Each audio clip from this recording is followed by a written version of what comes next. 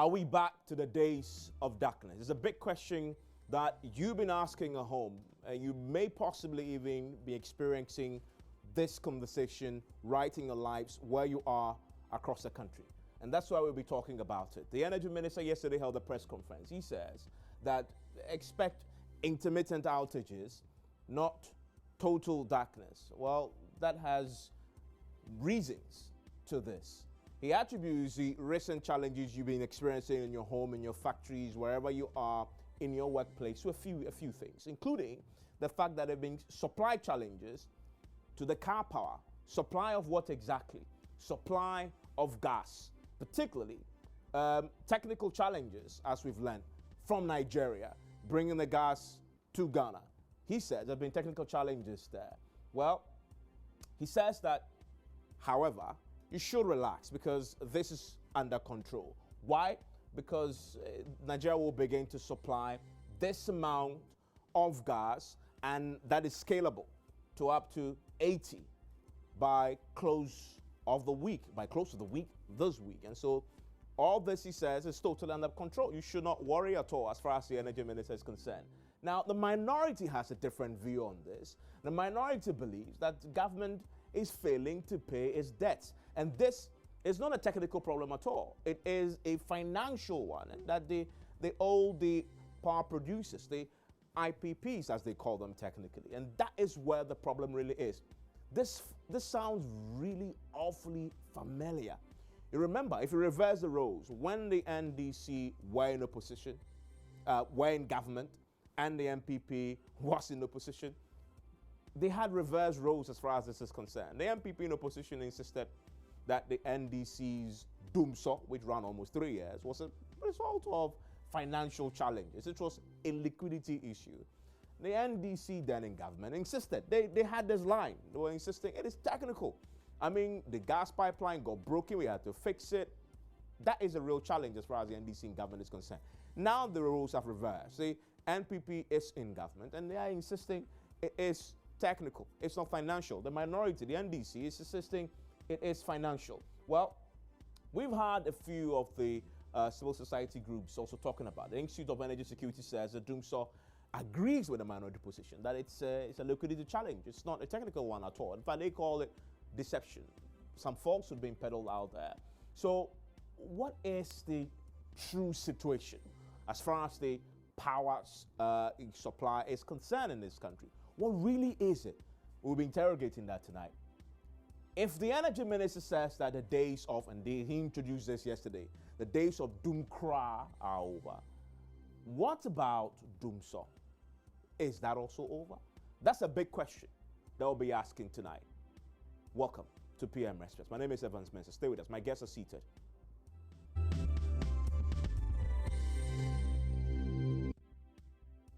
My guest tonight, Edward Bawa, is a member of the Mines and Energy Committee in Parliament. Edward, thank you very much for joining us here on PM Express. Also joining us is the Vice Chairman of the Mines and Energy Committee in Parliament, George Duka, who agrees to join us tonight on this all-important subject.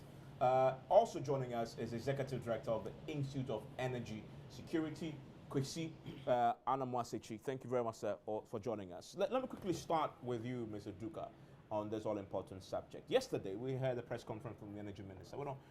I mean, it goes without saying that fundamentally his point is that if you're out there and worried that doomsaw is bad, forget about it. Doomsaw is not bad. We have this under control. And it's simply because of a few things. Fundamentally, technical challenges, which we've illustrated at the beginning. Mainly gas from Nigeria, technical challenges at the end, the gas hasn't come in.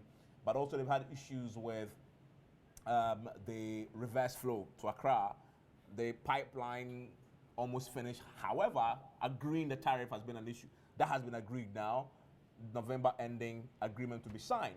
I mean, I listened to all the explanations, but I also checked what Greco told us just a week ago when this thing really became a problem. And Greco's reason is different from what the minister said. Their reason simply is that the blackouts are due to a drop in gas pressure at Abuasi. And so I was just doing the juggling. I'm like, so who is telling us the truth here? Greco is responsible for distribution. So then transmission. So they know what's happening. And they say it's because of dropping pressure at Obuasi. The energy minister says, no, it's something else. It's gas from Nigeria, it's reverse flow. Who is telling us the truth? This is Greek called the energy ministry. You are on the Mines Energy Committee as a deputy vice there, there. So you should know this. What's the truth? Evans, let me say good evening to your cherished viewers, and also to say that we shouldn't force ourselves as Ghanaians to create a storm in a teacup. Evans, the truth of the matter is there is no doomsday at the moment. Yes, I will admit on your show that there has been intermittent outages here and there, but do we call it doomsday? I believe so if you saw doomsday, what is it? You believe in Wikipedia. I think it's a very let's say credible platform that we all go around it. And it says, and I wouldn't just go through, but it's mentioned 3 key words that I want to repeat here. It said persistent, irregular, and unpredictable. These are the words that Wikipedia put in the definition. That's how they define doomsday. But I don't need Wikipedia to define doomsday. When I live it, I experience it. I'm just building a point around it. Yeah. So if we want to tell Ghanaians that we are in the era of doomsday, we should be careful doing this. But I have no qualms about people forcing themselves to christen, the situation. What an ordinary Ghanaian would expect is to see his or her light on. True. In the morning, come back home, see it on. And that is the mandate that is given to this government. And that is what will ensure that this power or energy sector is well managed. My question, who should we believe? You need to Greek believe. You need to believe. Or the energy ministry? I will tell you both. I should You know believe why? both. You know why? But the two explanations are very different. Yes, pressure, because I'm going technical. Okay. Pressure because if we had cited car power at the Western Enclave, the power... Western Enclave, Western region. I mean Western region. Yes. The power from Atuabo, I mean the gas flow from Atuabo, the pressure would have been sustained than citing it at Tema, where you need to put all the way, push the valve, tie in here with that of WAPCO, West Africa Gas Pipeline. As I speak with you, when we were producing at a cost of $8.8 million BTU, we were importing from Nigeria at a cost of $8.3 million BTU. Obviously, Nigeria was cheaper than that of Ghana. We came and realized that, no, this is not making, sort of sense. So why don't you reduce that of ours to about $7.23 million BTU? And that is what we've done, just to tie in that of Ghana Gas and WAPCO. And the minister has also indicated the zeal to push that of car power from the Tema section to Second D. When you have completed the reverse flow and negotiated the tariff, how would you want to do that? It will save about 40 million monthly. Then what about the investment you've done in the reverse flow? Because, I'm coming to that, because car power, for instance, uses heavy fuel and that of gas. And if you know of this, then why do you even in the first place cite it at Tema? That is a question that we must ask. But the minister has, I said both because of the pressure, which I have already explained, and both because we also need to ensure that we have enough gas. And that is what we've negotiated. Yes, Nigeria had some technical, challenges, and that is why gas delayed. At Ghana Gas, and even, Bui sometimes serves as also an emergency plant for us and fills in the gap when and where necessary. And we also had some challenges. And people say debts. My brother here has written a lot of debts that he's coming up with. My brother, the truth of the matter is, you supply, we pay you. Yes. There hasn't been a situation where we give you money, then you supply. During their tenure, there were debts. ECG were paying, and ECG has been paying debts. Yeah. But why the debts? That's the question that I know you post. Yes, but you also have debts currently accruing.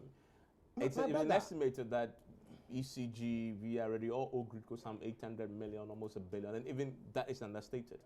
I want to tackle On your these books. challenges dispassionately. I don't want to be going around dodging. You have questions. debts, don't you? Yes. Yes. Yes. Why Yes, not? yes. And that is why I've told you I don't want to be dodging around and Yes. I But want to handle this that is at the heart of the problem. because the question is why the debts? Why the debts? Because of bad PPAs we signed. Is that all? Yes. That Isn't it also because of tariffs that you've cut from the pressures you put on the PRLC My that the brother. ECG is currently not making enough to pay its obligations to Gridco and etc.? I have a different opinion altogether. Yeah. Because we met ECG as a committee, and I put before them that if their net is stretched well, by putting together all the operational losses, making sure that debts are collected, I don't think they should come before the committee to complain. If that alone is done well, then we shouldn't be mentioning, a But you're debt stop. ignoring the reality. The reality is that we know that ECG hasn't been in a position to do this effectively since time immemorial. It's the reason why we've toyed with bringing the private partner to partner it over the years. We're now still doing it. We're not getting money to do it now. Meanwhile, the reality is that if we don't give them the tariffs they need, we're going to have problems such as we're talking about. Money is going to become a problem, and the reality is staring us in the face right now. But my brother, you see, it's about morality sometimes. Having the moral strength to say there's debt, especially from my brothers on the other side of the political aisle. But you said there's debt, but you blame them for the debt. You don't take any part of the blame for the debt. Why should I? Because you could have looking at the sub-Saharan Africa, because Africa generally benchmarking and standards, we are at the highest end of it. So if I have taken cognizance of Benin and that of Cote d'Ivoire, and whilst people are signing an agreement, at a cost of 9 cents per kilowatt hour, you are dealing 14 cents to 17 cents per kilowatt hour. And what do you expect? Okay. You sign these agreements. Sometimes when you are frustrated, you tend to do things that you regret later.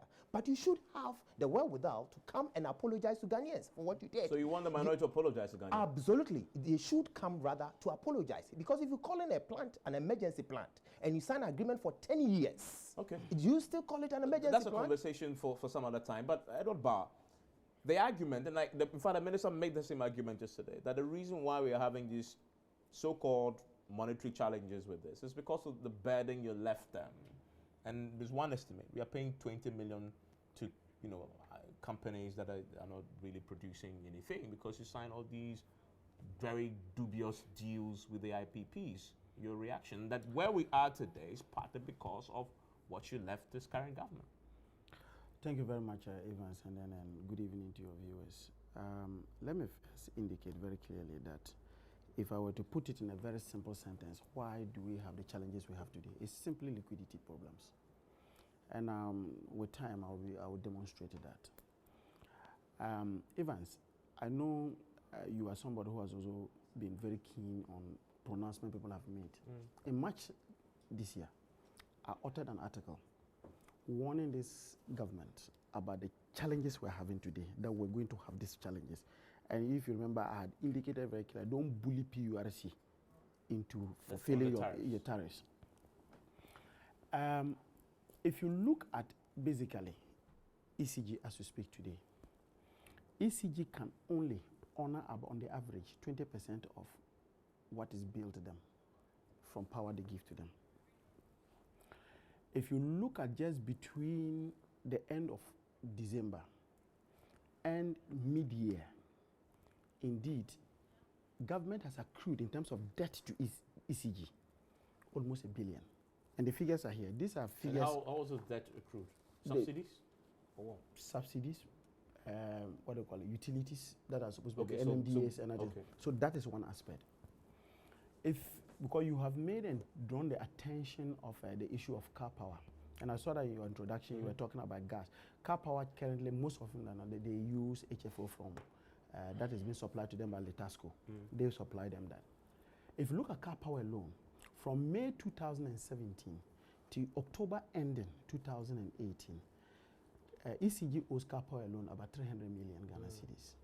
Now, if you have a generator who is owed about 300 million Ghana, that means you have affected its operational activities, because one of the key ingredients they need is that particular one. But why has this been occasioned? It has occasioned because of the fact that you realize when the government decided to do the review, or maybe let's say PURC decided to do the reviews of the tariffs, the proposal that were given by the utilities to PURC, as part of the mandate of PURC, they need to pick up proposals for major stakeholders. And one of the major stakeholders is the utilities. VRA had proposed that they needed a 128.7% increase in terms of their bulk generation tariff. Gridco had talked about around 64.9% in terms of the transmission service charge. ECG had talked about 62.9%, and NEDCO had talked about 204% of their distribution service charge. When PURC did analysis, what it then meant was that the end user tariff that you and I would be paying, there was going to be an increase of about 27.4%. But PURC realized that there were certain things that they could review, and on the basis of that, even reduce the end user tariff. So, for example, they had indicated that all the years, in terms of the benchmark for their commercial losses, which they always give to the distribution company, that's about 5%, they could reduce it to around 3%. There were other things they talked about in terms of economics of scale. If you look at the consumer rate, the consumer base. So for you, fundamentally, this is because of the tariff cuts that so you listen to something. So you then had PURC's recommendation to government was that based on the last review, which in itself, because if you look at the last review, the exchange rate and other things were not the same. Tariff in terms of crude prices were not the same. On the basis of that, they could be making the reasonable thing that will ensure that you don't encroach on the revenue requirements of the utilities. Whether you should have somewhere around 12.54%. Increase. Government comes in and says that we were reducing prices by, if you look in terms of residential and non-residential, they came to somewhere around 17.5. You had the mines and other things also coming to a particular level. Our argument had been, and you see, I am not using MPP and DC. And that was one of the things I put in that particular article. I said, look, you could, if government so felt that, look, let's see how we can make the cost of energy bearable to Ghanaians. Instead of looking at the energy charges that they attacked, which will encroach on the requirements, the revenue requirements of the utilities, you could look at the fiscal regime in terms of the taxes and other things that fall under that. Cut the taxes. But government kept the taxes intact and went for the energy charges. So as we speak, ECG can buy, I'm just using the layman's language, ECG will buy power, say 10 cedis, and sell it at 7 cedis. Already from day one, there is already a deficit. So is that the primary reason why we are having the So on the basis of that, we have been able to, so ECG now, just by virtue of even trying to do the right thing, will accrue debt. So beyond just the debt that has been, and I've heard the minister make the point, the debt that has been accrued as a result of the legacy debt. And you see, again, when they use the word legacy, people think legacy debt means Mahama's debt. Yeah, but you accrued a significant chunk. No. But see, when you say no. Oh, my brother, I will come there. When they talk about legacy debt starts from. I get that. You get those things. That's so we are looking at fresh data has been piled in the sector. We are hitting, because if media, we are almost around 1.2 billion. If you look at just media, I'm not talking of the July, August, and other things, just media, we are almost around 1.2 billion.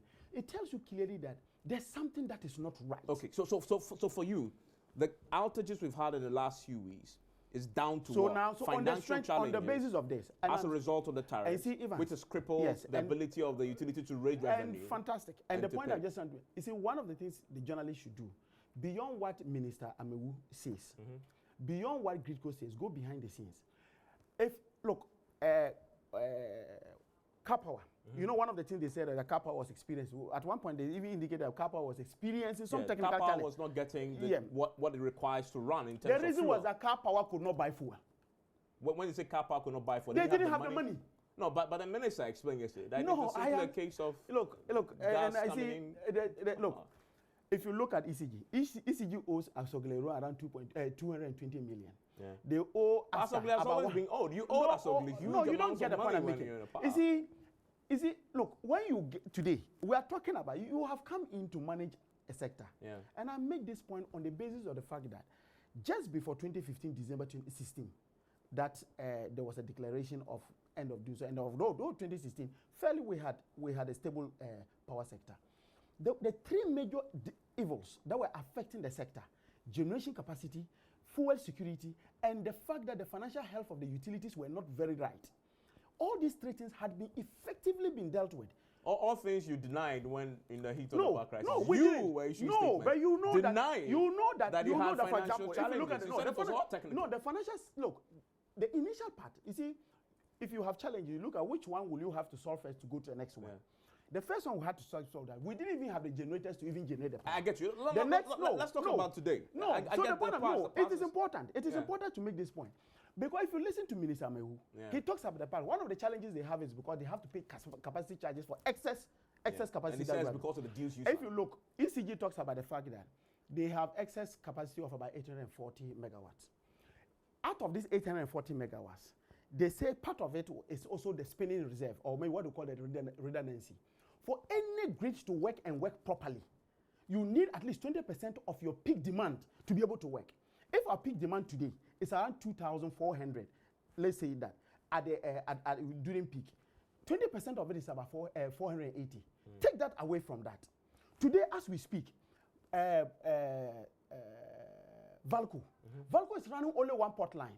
And indeed, myself and my colleague were in Koforodia. When I personally asked that question, I said, look, for each port line that you need a port line, each port line you need 75 megawatts to be able to run it. You have 4 port lines that are going idle. That will give you a total of 300 megawatts. You are talking about generating what they call it, jobs.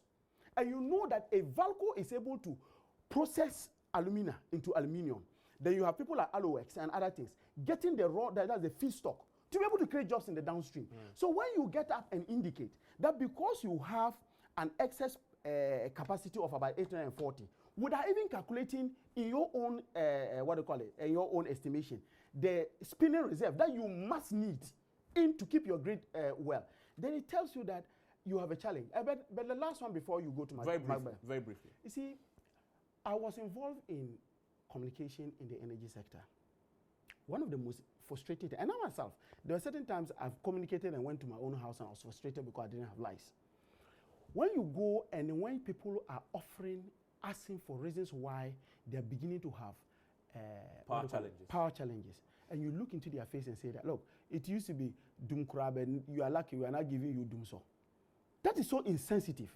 Tell us exactly what the thing is. Be honest with us with why we have these challenges. How do we solve it? I am interested in seeing how we can solve this problem. But he said it has been solved. You don't have a problem. I mean, we'll interrogate that going forward. We'll interrogate what he said. So yeah, so what's the solution going forward? But let me bring you in, Mr. Sichi. So you've heard both sides. You heard the minister yesterday. You've heard the minority. You've heard and these are the committee members who have the power to, look into the matter on our behalf. Where do you stand on what the problem is? We'll come back to how do we resolve this. So people at home who probably tonight might not have electricity, the ministry has been solved, but could rest assured that it has been solved. But where do you stand in terms of this debate? Where the problem is? Thank you very much, Evans, and good evening to your viewers. We released a statement yesterday, IES, and we asked the minister to come clear on what exactly it means by we have technical challenges. You think it's not technical?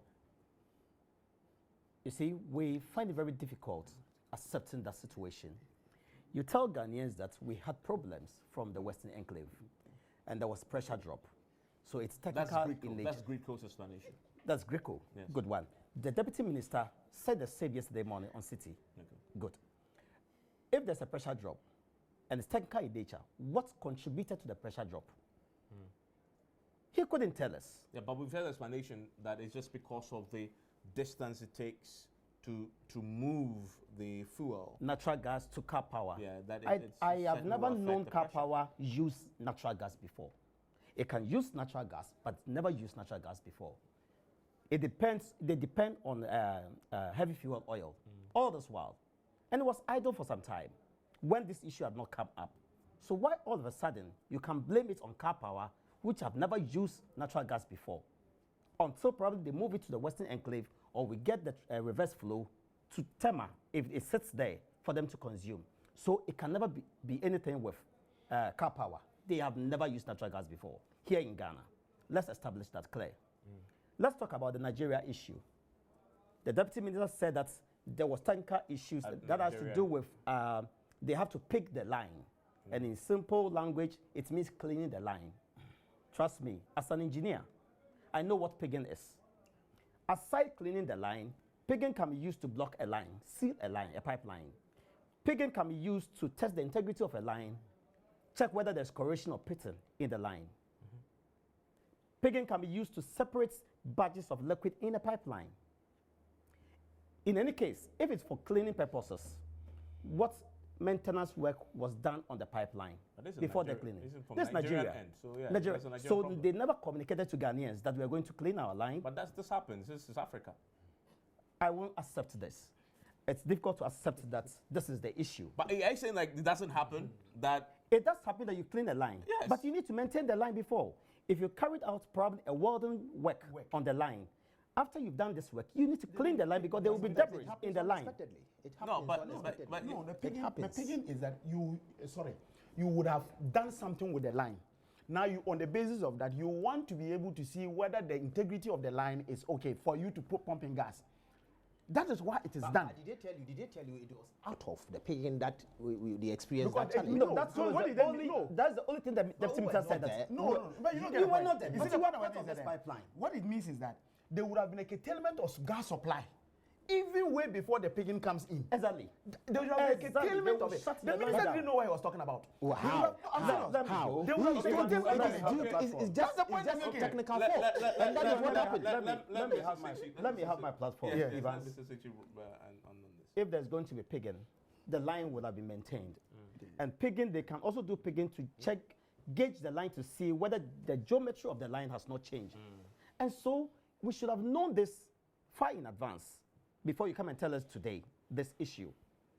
Yeah, but what if that technical challenge indeed happened that we didn't know and it happened? Obviously. See, so that's where in our statement we say it could be poor planning. Yes. Because if you knew, But that there was maintenance, planning, but it is still a and trust me, technical issue. you can't take just 5 hours to just mobilize and start pigging.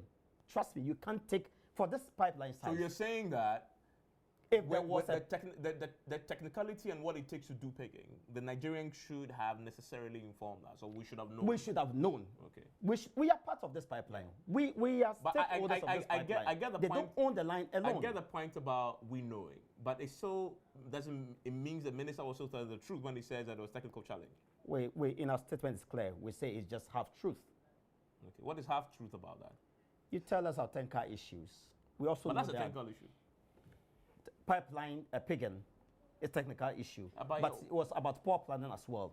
We also understand there are liquidity challenges. Where If is you the go re- and where- tie where- where's the liquidity this, challenge? if you go and tie this tanker issues to car power, you have not done any work. In fact, he has goofed. But he also talks about the reverse flow. though. Reverse flow. Yes.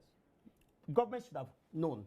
They knew long time last year that Eni was coming online on stream, and they were going to pump gas by June. Yeah. What plan did we put in place as a country to receive the gas from offshore He says the reverse flow thing has been completed. today? The only problem was They are waiting for approval. The only problem was 1 year after no. knowing. He says the only problem was agreeing the tariff, Okay. In the and that the absence, West African in the- Gas Pipeline Company will not do the transportation Evans, in the absence, unless I'll come to you. I'll come to you, Bar. Unless and this is the minister speaking. But has he not spoken? Yeah, no, I'll come to you, both Because, of you. I I'll need come to to both revise of you. I'll come to both of you. Unless the tariff has been agreed and the transportation agreement has been signed, and that's the only reason why. That's not true. it cannot be tied into car power badge. You know, there's several But times was- as is car- government is car indicated power that the only we are. badge That is that's receiving? That's why I say it cannot be tied to car power badge. Many times our government indicated that they are moving car power badge from the eastern corridor to the western corridor. Today we know Amandi is working on the platforms. Yeah. So the reverse flow is not coming for car power badge. Car power badge is supposed to Coming go for to. what? There are other plants. Asogli is there. Yeah, exactly. Good. So why do you say tanker issue of car power? No, but- why did you pinpoint on car power? When car power is not going to receive the reverse flow, but it's rather So going to go to the I get a western car power, I enclave. get a car power argument. That is it. But you admit that with the reverse flow challenge, it could be, it's still the technical issue and renegotiating the tariff. It's a financial issue. What caused the delay in agreeing on the reverse flow? Because the transporters say they wanted $3, more than $3. Is this finance? Government says is that finance or technical? it's finance. Thank you. So there are financial challenges there. Period.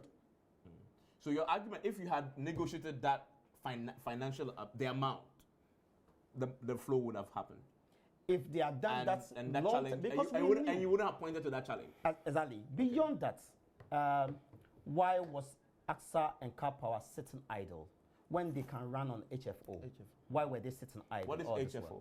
while? Heavy fuel oil. Okay. Which we have. We don't buy. You buy, but we don't have in stock. Okay, but it takes time to we have been so much to over. get stock of that. We have been so much and heavily dependent on natural gas.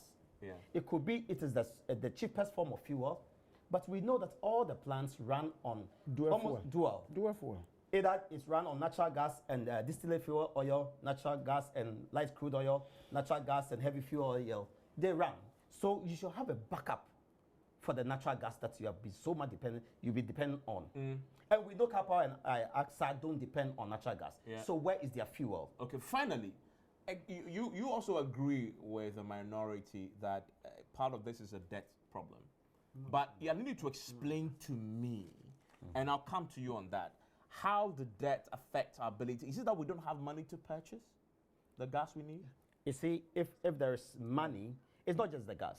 The other fuels. Is that what it is, that we don't have money? Is the argument that we don't have money? I believe that we don't have money. You see, last September, when the issue of Greco came up, that UCG, Netco, Valco, and the rest owe Greco to the tune of more than 900 million Ghana cedis, I just send a signal up that if we don't manage this debts of Greco and UCG, we'll go back to the days of doing so. Okay. Go check. But we September haven't 10th. gone back to doing so. The minister yesterday, Evans, I heard him So clearly. we still have, and I want to read that too. I want to read that to Mr. read that Duka. one. Mr. Duka, this is to you because this is a point that Bawa made, and many people have pointed to that. I mean, we said that when you, I'm quoting, when you put off the lights, we say doomso, isn't it? In the past 3 years, it was kwraa. We are not in an era of kwraa. And this is the important bit I want to put to you.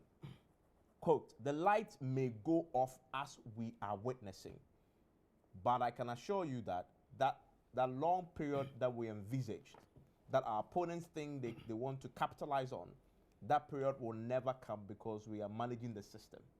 My question to you as a customer, as a Ghanaian, when you tell me the lights may go off as we are witnessing, you are almost insulting me that I should accept that the lights will go off when I'm paying you to ensure to put my lights on. The minister is telling me that it's okay for the lights to go off, but it will not go off as long as it used to. What are you telling me as a citizen? Evans, why that feelings? Why that what? Feeling.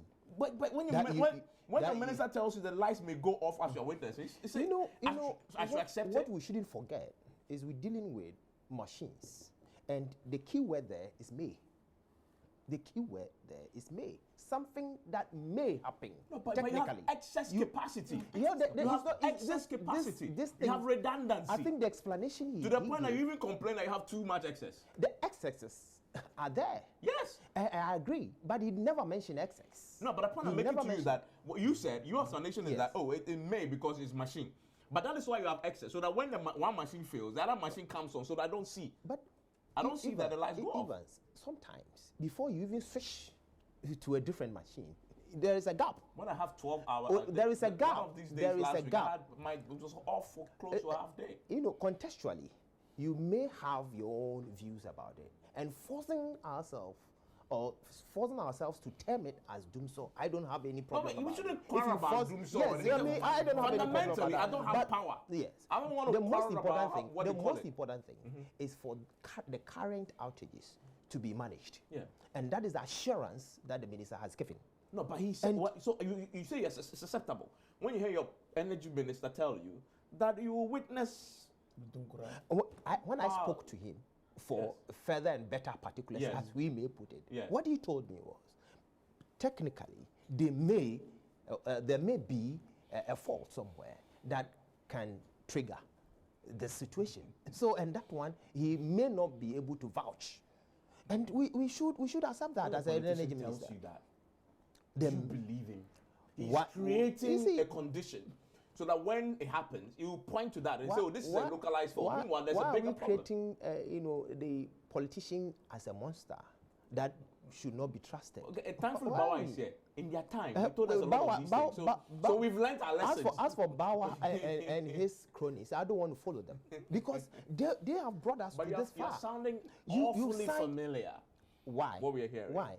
I told you that I'm discussing this dispassionately, Yeah. and I agreed to two scenarios that you stated. Yeah. One is out of the pressure. Two, you also mentioned the technicalities, and I put the two together. Yeah, but why and do if you it is even about costs, I also said yes, due to bad, agreement we had with the IPPs. And that one, I believe my brother will attest to that. Okay, we'll come to the IPPs shortly. They had bad deals. Okay. And that has also padded. Yeah, Bawa. I think that my brother raised some issues, and that they were at the heart of the problem. Which is? When you say you have challenges with gas flows from Nigeria, luckily enough, in the eastern enclave, that's the Tema enclave, we have seated the Senate. We have KTPP. We have Car Power. These are three plants that are seated there. All of them are dual fuel and can use, because Asogle is just a single fuel, so that's why I've taken Asogle out, and can use fuel. What do you call it? HFO, or maybe can use even crude oil. Even KTPP can even use diesel. Now, before Nigeria will tell you that we are going to do, and ordinarily, we have had on the average, even though the contractual volumes that we have always asked, based on the West Africa gas pipeline contract that we have, it's supposed to be 120 thereabout million standard cubic feet of gas a day. We get on the average around 30, 40. Because of one, the competition that Ghana is facing with new thermal plants that have come in Nigeria, and therefore the whole idea of also giving those gas to these people. So ordinarily, most often than not, we have liquid fuel, as it were, being used in running this place. So the coming of gas from Nigeria, or maybe the curtailment of gas from Nigeria, cannot be a reason for this, if only these plants are available. And when they say they are available, and it means you know that the you reasons can for a fact. No, yeah, I know Were that. you told that one. by the Nigerians? No, Or no, the I'm just trying to technical say that. I'm just trying to say that our reliance on Nigeria in terms of the gas, I'm giving you that on the average. And usually what happens is that VRA, which is supposed to be because VRA is the one that has a contract with NGAS. And so if VRA takes the gas on behalf of Asogle, and most often than not, all the gas that comes from West African gas pipeline is given to Asogle, because they don't have a contract with the Nigerians. So the people who have the contract with us, so let's assume that Asogle is knocked out. You have these three plants sitting down. That's the first thing. So it is not the case that the fact that there's a low pressure or maybe even curtailment of gas from Nigeria because of some works they were doing there does not mean that we can run this if only we have money to buy fuel for this one. That's the first part. But what to do? We Can don't I have make? money to buy Let fuel. me make it. There That's the is first enough point. fuel in the The system. second as I point is speak about with you. the reverse flow. But they said they have money to buy. We have.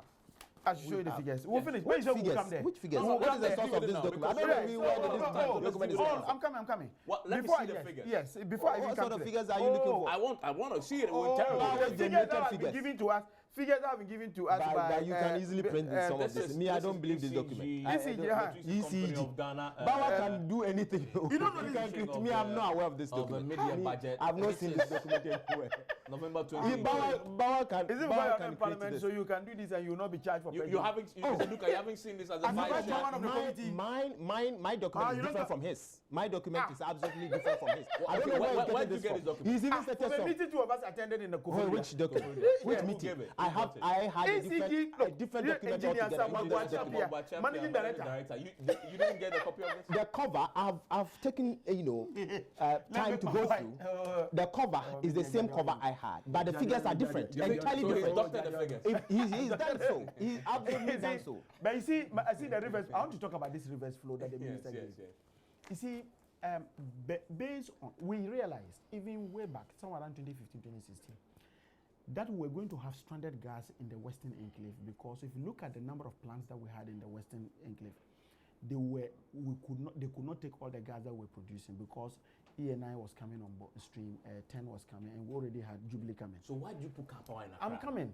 No, be patient. Be patient. Let's not go far with that. But that's a fundamental question. No. And I'm going to tell you something. I will explain a few things to you. So, on the basis of that, we realized that we were supposed to now do what we call a reverse flow. On the reverse flow, is just making sure that the stranded gas is taken evacuated to that place. Now, we got Ghana Gas. GNGC, that's Ghana National Gas Company, to Ghana Gas to be able to bring their connection in terms of that up to Abuazi. Now, and where did you work it Can I make my point? Now we had an agreement with ENI that look, after ENI has declared COD.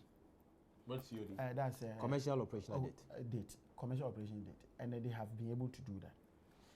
After 90 days, if we are not able to ask for the gas, we're supposed to do a take or pay because it's part of the PA. That's the petroleum agreement that we have with them. And that is what my brother alluded to.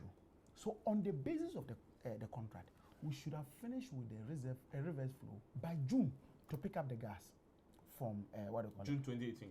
2018 to pick up the gas. Honorable Duka, is that true? That is, you see, Evans, he's just concocting figures. That I was asking. Not figures. No, is it true that you're supposed to complete the reversal by June? True or false? That is false. Probable false. I'll come to you to tell me why. No. But I'll explain why. Evans, you are a serious journalist. No, I'll target it. The point is that even beyond the two of us, let that be a news item to go and see when ENI was supposed. Because you see, you have your program of development, POD. When you find a petroleum agreement, you have a POD that you make, and you tell us that on this particular day you will be bringing the product. So that's what you do. So when he makes this is a very serious. This is a vice chairman of my committee. Yes. He shouldn't be making these statements. He shouldn't be making them. But he's made it. Yeah, he's made it. That's why. You see, that is serious. And the point I was just trying to make it that when the government came, instead of them dealing with that, you know what they did? They decided that they were going to investigate to see whether there was corrupt practices in the whole idea of procurement. So we sat down until the fact that we were not faced with it, but for the fact that ENI itself delayed in its dates that they had given. After 3 months, that would have been somewhere around July, August, September. By the end of September, we would have been paying for gas we were not receiving per the contract. And I'm just saying that, so when the minister opens his mouth and says that, one of the challenges they are having is because there has not been the reverse flow. No, but that's not what he said. He said, he said the reverse flow is done. It is not. The only problem. It is not. Well, sorry, I'm speaking cheap. You see, they have not done it. You see, he says the only problem is and see, that's the second point. But the last point is the last point I want to briefly. But the last is he getting all the time? Last point. No, I'll come at you very briefly. Very briefly. Yeah, you see, the last point I want to make is that look, if it is when you accept a problem that this is the problem that I have, it is half solved. I know how look. Our energy sector, said there's no problem. He says there's no problem. Yes. When at the end of the day, today, as we speak, you see the indebtedness is not just ECG to. I think we talked about indebtedness already. No, I think he even agreed with that. You see, if you do not have the money, how do you run the sector? If you don't have the money. But if the money wasn't there, this problem should be worse than it is now. And you see, the thing about Doomsaw is that you can't hide it. It's like pregnancy. Yes. Yeah. So if the money isn't there, but the point we just want to make is that it is now very clear and well established that it couldn't have been any technical problem. Okay. Let me hear Mr. Duka. Very briefly. Yes. You know, sometimes politicians force some private companies to say certain things. Yeah. We went there personally as a committee, and I as a vice, and he referred to me as such, and asked them about this date. He said, "Look, we did not say anything."